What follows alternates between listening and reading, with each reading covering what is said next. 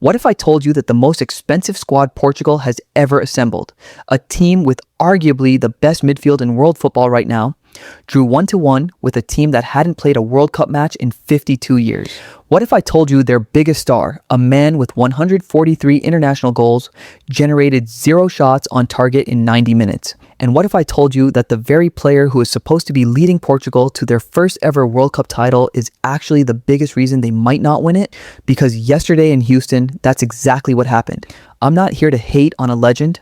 I'm here to show you the cold, hard truth, backed by stats, backed by facts, that the entire football world is talking about right now, but nobody wants to say out loud. Stay with me, because by the end of this video, you're going to see this situation completely differently.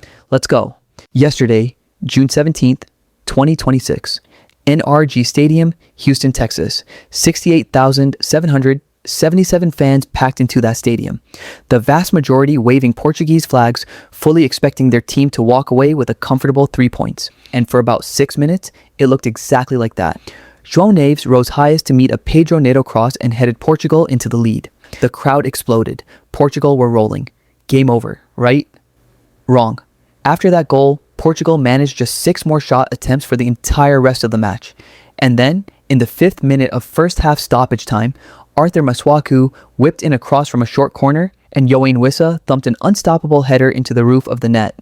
DR Congo had equalized, and they absolutely deserved it. DR Congo finished the match with 8 shots generating 0.82 expected goals. Portugal, 7 shots, just 0.64 expected goals. The team with 68% possession created less danger than the supposed underdogs. Let that sink in. Now let's talk about the elephant in the room, Cristiano Ronaldo. Ronaldo played all 90 minutes. He generated just 3 shot attempts. He put 0-0 on target. It was the 6th time in his entire World Cup career that he finished a match without a single shot on target. But here's the stat that should genuinely worry every Portugal fan watching this right now.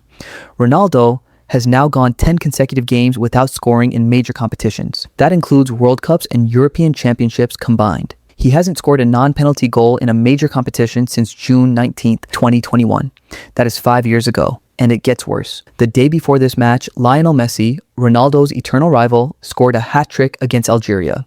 Messi, hat-trick. Day before, Ronaldo, 0 shots on target. Same tournament. The comparison writes itself. But here's what really bothers me. It's not just that Ronaldo didn't score, it's how he played.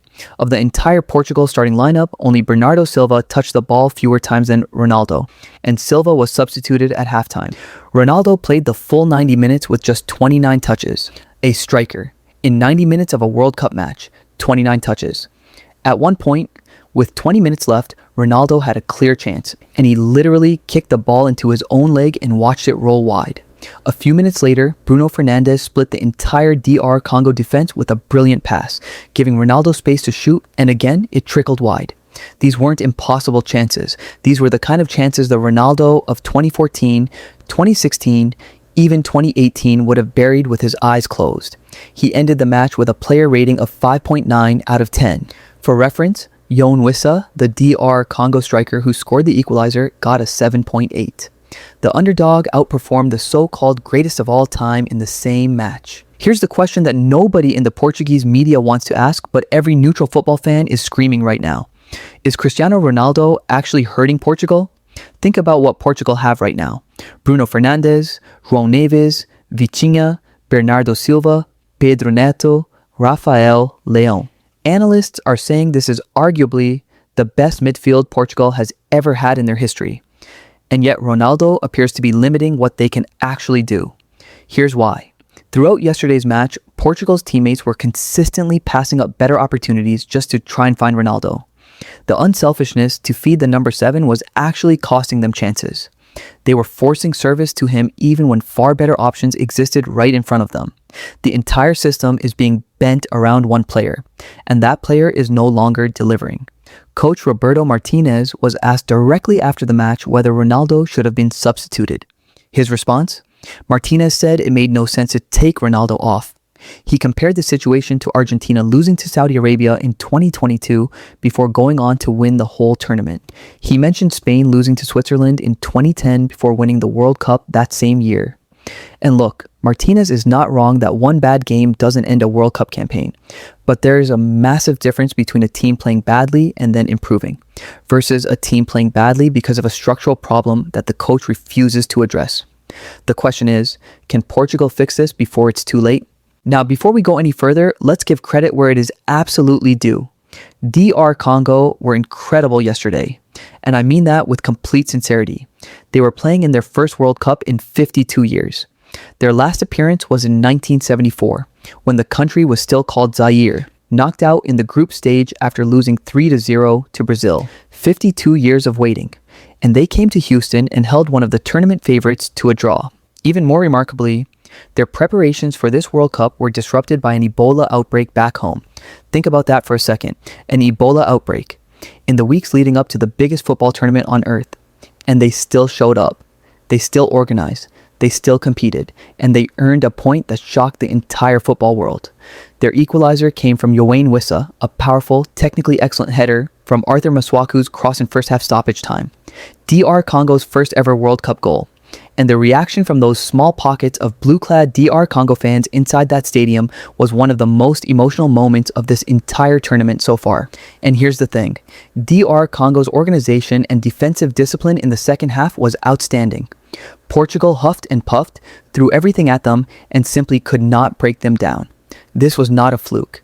This was a well-coached, physically strong, tactically disciplined African team proving once again that the gap between continents in world football is closing fast. Now, I need to take a moment to talk about something that got completely lost in all the headlines about Ronaldo's performance, because there was a deeply emotional storyline running through this entire match that the whole Portugal squad carried with them onto that pitch, sitting in a luxury suite at NRG Stadium were the parents of Diogo Jota, a Portugal international who died alongside his brother in a car crash last summer. Several Portugal players were wearing wristbands given to them by the Portuguese Prime Minister in tribute to their late teammate. And when João Neves scored that 6th-minute header, his very first World Cup goal, he immediately dedicated it to Diogo Jota, right there, on the biggest stage in football, in front of Jota's parents watching from the stands. I don't care who you support. That moment was genuinely moving, and it is a reminder that behind all the tactics, the stats, the controversy about Ronaldo, these are human beings carrying real grief onto that pitch. Portugal are not just playing for a trophy, they are playing for a teammate who never got to be here. That motivation is real, and do not underestimate what that kind of emotional fuel can do to a squad across a long tournament. So, where does Portugal go from here? Group K consists of Portugal, DR Congo, Uzbekistan, and Colombia. 1 point from their opener is far from catastrophic, but the pressure on Portugal's next 2 games just went through the roof. The draw gives Colombia and Uzbekistan a perfect opportunity to assert themselves as early group leaders. Portugal will still be expected to qualify. On paper, they have more than enough quality to top this group. But here is the critical question. Will Roberto Martinez change the system? Will he make the brave call? Or will he continue to build everything around a 41-year-old striker who has gone 10 major competition games without a goal? Because if Portugal face a serious knockout stage opponent, a France, a Spain, and England, playing the way they played yesterday, they will be eliminated. The talent is there. The squad is there. The question is the decision. Here is what I want to know from you. Should Roberto Martinez drop Ronaldo or keep him in the starting lineup and trust that the legend will deliver when it matters most? Drop your answer in the comments right now. And tell me, do you think Portugal can still win FIFA 2026? If you made it this far, smash that like button, subscribe, and hit the bell, because we are covering every single match of this World Cup with this level of depth and detail every single day. I will see you in the next one.